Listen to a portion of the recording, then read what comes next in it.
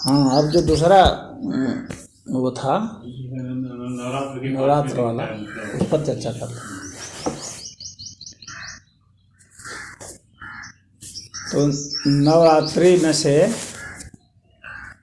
4 रात्रियां बीत चुकी हैं ना। शैलपुत्री, ब्रह्मचारिणी, चंद्रघंटा, कुष्मांडा, ये तो बीत चुकी है ना।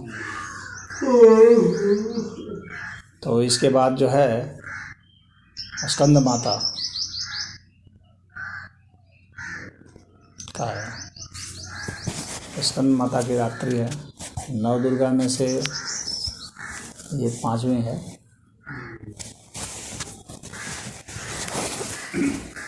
तो दुर्गा अर्थात दुर्ग की शक्ति, किले की शक्ति। तो हम लोग के जितने किले हैं उसमें से एक किला, जितने तत्व हैं 5 जैसे भौतिक तत्व हो गए, और 4 जो हैं वो आध्यात्मिक तत्व हो गए। 9 दुर्गा में 9 तत्व होते हैं। तो ये 5वां जो है इसमें ये आकाश तत्व का है, स्कंद माता का, आकाश तत्व का।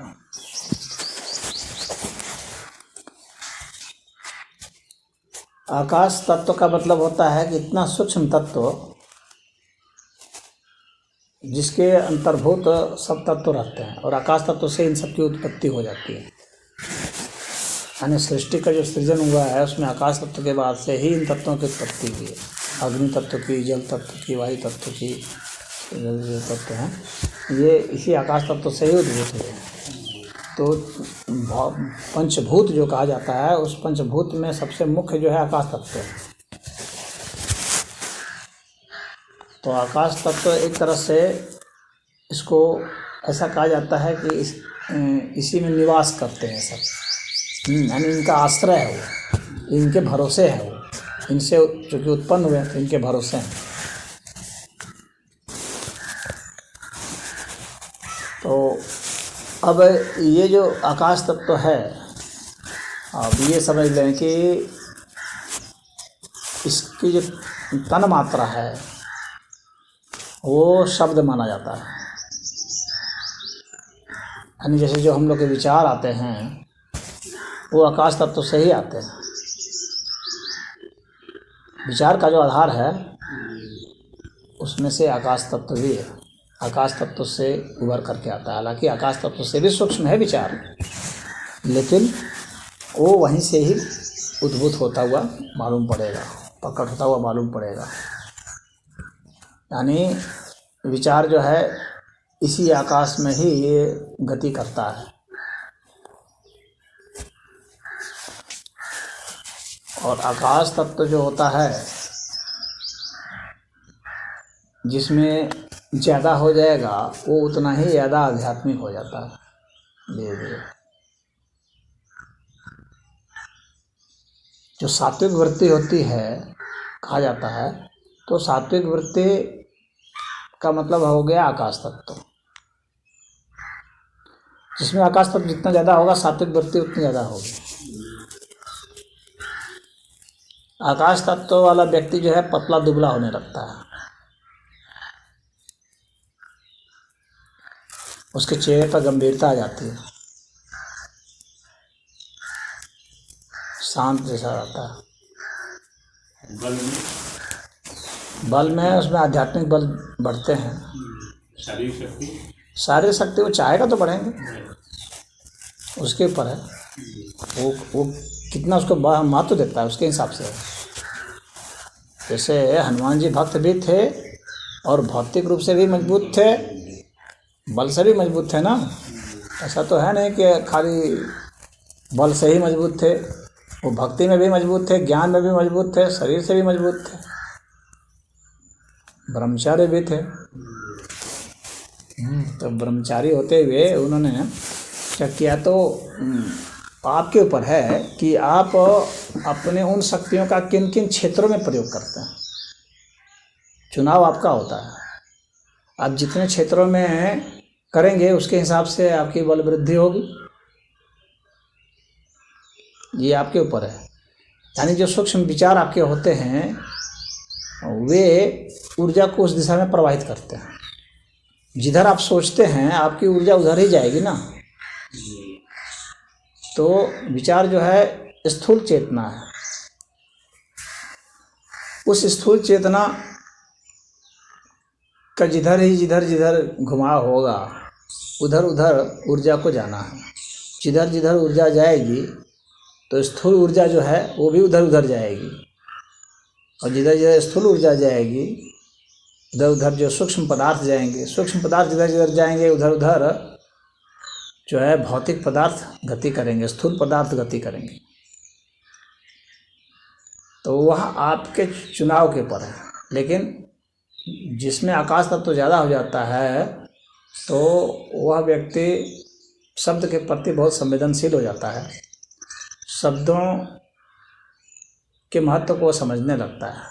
और ठीक उलट जिसका इसमें कमज़ोर हो जाएगा, यानी आकाश तत्व जिसका कमज़ोर होगा, यानी स्कंद माता जिसकी कमज़ोर हो जाएंगी, स्कंद माता शक्ति, तो उस व्यक्ति का लक्षण यही होगा कि वो बहुत उटपटांग बोलेगा, कुतर्क की बात बोलेगा। अभी जो कुतर्क की बात हो रही थी, विक्षिप्त वाली बात बोलेगा और बहुत कड़वा बोलेगा, चिल्ला चिल्ला कर बोलेगा। जितने गाली गलौज करने वाले होते हैं वे सभी इसी में आते हैं, जिनका आकाश तत्व तो कमज़ोर होता है। वे गाली गलौज करते हैं, झूठी बात बोलने वाले, सत्य बात नहीं बोलने वाले, असत्य बात बोलने वाले। आकाश तत्व कैसे बढ़ता है, मतलब क्या करना? आकाश तत्व कैसे बढ़ता है, मतलब क्या करना? आकाश तत्व तो बढ़ेगा जब आप जो है सत्य के प्रति समर्पित होंगे कि शब्द ही इसका वाहन है। तो आप अच्छे शब्दों को, महान वाक्यों को पकड़ेंगे, शब्द के रहस्य को जानेंगे। जितने स्वर व्यंजन होते हैं तो इसमें जो स्वर वर्ण जो है, हाँ, वो आकाश तत्व का है, क्योंकि पहले स्वर उत्पन्न हुआ, अ आ ई उ ये जो है ना, तो रे, ये पहले उत्पन्न हुए हैं। तो स्वर से ही बाकी व्यंजन सब उत्पन्न हो गए। स्वर वर्णमाला से फिर व्यंजन वर्णमाला में जाते हैं, तो स्वर की उत्पत्ति होती है, स्वर में भी अ की उत्पत्ति होती है। ये सब आकाश तत्व के हैं। इसीलिए इसका जो बीज है अम आम इम उम जो भी है, तो ये सब बीज इसी से उत्पन्न होते हैं। तो आपको अगर बढ़ाना है तो इसका मतलब है कि आपको स्वर वर्णमाला में प्रवेश करना है। यानी उसके रहस्य को जानना है, कैसे ये उत्पन्न हो रहे हैं। तो शब्दों को, वर्णों को, अक्षरों को, वाक्यों को, भाषा को जो महत्व देगा, जो उसके रहस्य को जानेगा, उसका वो बढ़ने लगेगा, आकाश तत्व तो बढ़ने लगेगा। अगर भोजन में लें तो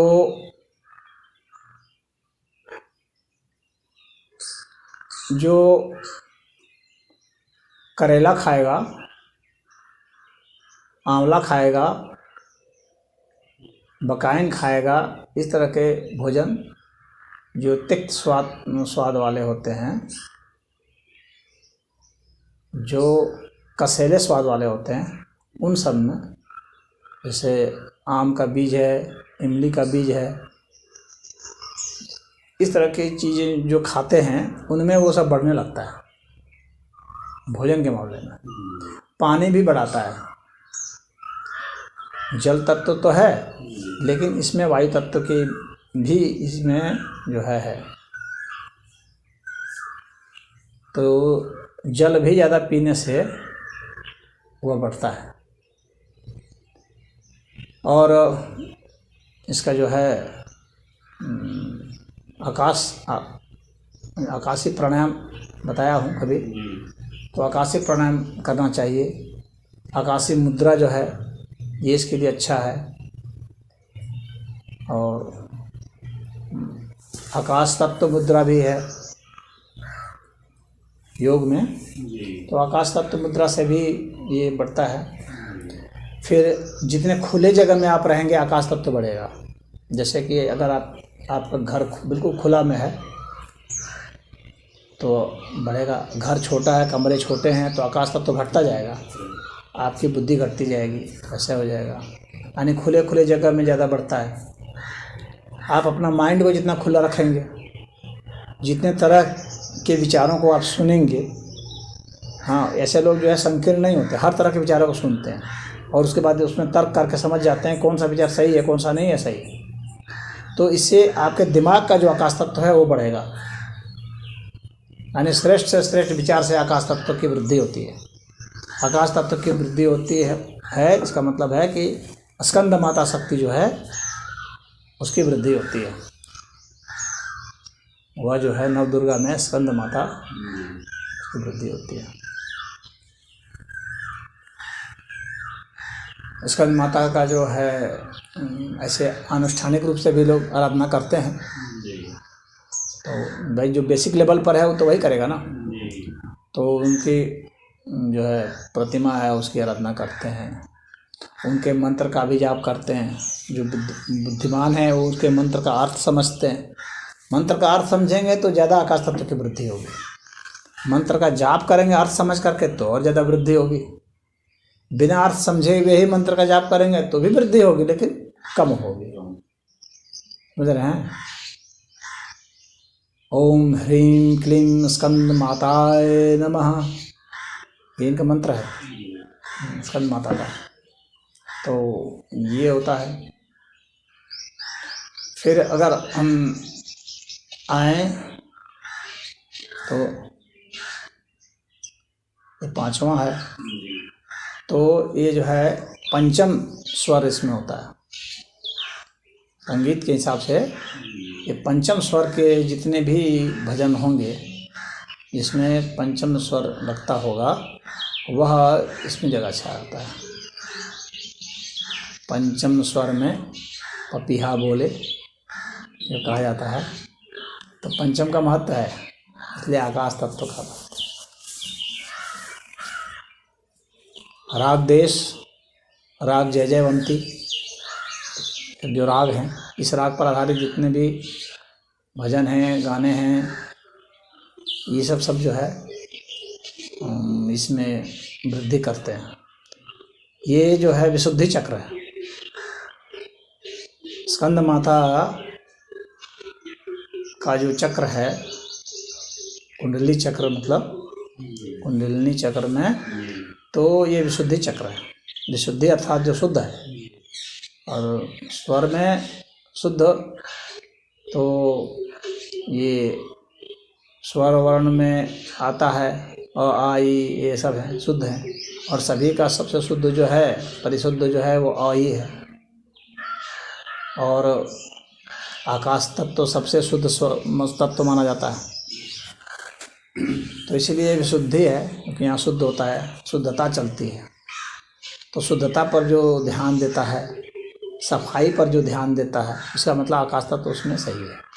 जिसका घर गंदा संदा चितरा बितरा इधर उधर रहेगा, अस्त व्यस्त रहेगा, इसका मतलब आकाश तत्व तो वहाँ पर खड़े हैं। हाँ, आकाश तत्व तो वहाँ पर नहीं है सही। सदाशिव इसके देवता है। घर छितरा बितरा रहता है मतलब राहु का बहुत असर है। ऐसे घर में दरिद्रता रहती है। जिसके घर में अस्त व्यस्त रहता है ना मामला, तो उसका मतलब है कि राहु का असर है। और जिसका यहाँ सब साफ सफाई रहता है, सब सामान करीने से रखा हुआ है, तो इस तरह से जो है आकाश तत्व की वृद्धि होती है। जगह कम से कम, मतलब वो काम का सामान रहे, ये नहीं कि अबाड़ कबाड़ सामान नहीं रखे घर में। अपने दिमाग में भी अबाड़ कबाड़ विचार नहीं रखें। फालतू विचार हैं जो बेमतलब के विचार हैं, उसको बाहर निकाल दें। उसका प्रयोग कम से कम करें।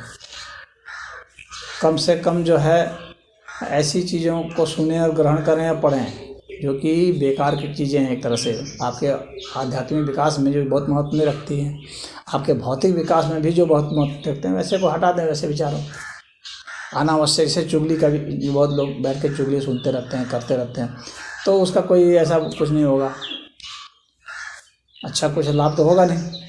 तो इसलिए वैसे विचारों को हटा देना चाहिए। तो यहाँ सफाई करते रहना चाहिए दिमाग की। तो विचारों की सफाई भी बहुत जरूरी है आकाश तत्व की वृद्धि के लिए। बात समझ में आ रही है? हाँ, तो यह है। तो इसमें जो जाप करना चाहें जाप करें, 108 बार कम से कम एक माला जपें। हाँ, और वैसे तो बैठ करके आप 3 घंटा 4 घंटा 5 घंटा इसी पर ध्यान लगा सकते हैं, स्कंद माता का ध्यान नवरात्रि को। और इसमें कोशिश ये की जाती है जिसको ये नवरात्रि की साधना करनी है। एक तो सामान्य व्रत किया जाता है, भाई अपना थोड़ा फलाहार कर दिया, थोड़ा ये कर दिया, उस तरह से चलता है। लेकिन जो इसी की साधना करना चाह रहा है, सिद्धि करना चाह रहा है, तो उसके लिए आज का दिन जो है बिल्कुल भी खाने का नहीं है और बिल्कुल भी पीने का नहीं है, क्योंकि आकाश तत्व है इसमें। तो आकाश तत्व है तो अगर हम कुछ खाएंगे पिएंगे ये सब करेंगे तो आकाश तत्व घट जाएगा। हाँ, फलाहार कर लिया, कुछ भी कर लिया तो ये घट जाएगा। अगर साधना करनी है स्कंद माता के शुद्ध रूप से तो कुछ भी नहीं खाना है, कुछ भी नहीं पीना है, पीना भी नहीं है, जिसे निर्जला व्रत कहा जाता है, निर्जला व्रत। तो निर्जला व्रत जो है वो आकाश तत्व का व्रत है, स्कंद माता का है, विशुद्धि चक्र का है। बिना खाए पिए ही रहा जाता है तो हमारा आकाश तत्व बढ़ जाता है। इसमें पूछ रहे थे ना कैसे बढ़ेगा, तो इसीलिए इस बात को बता रहा हूँ, इसी की साधना करनी है। तो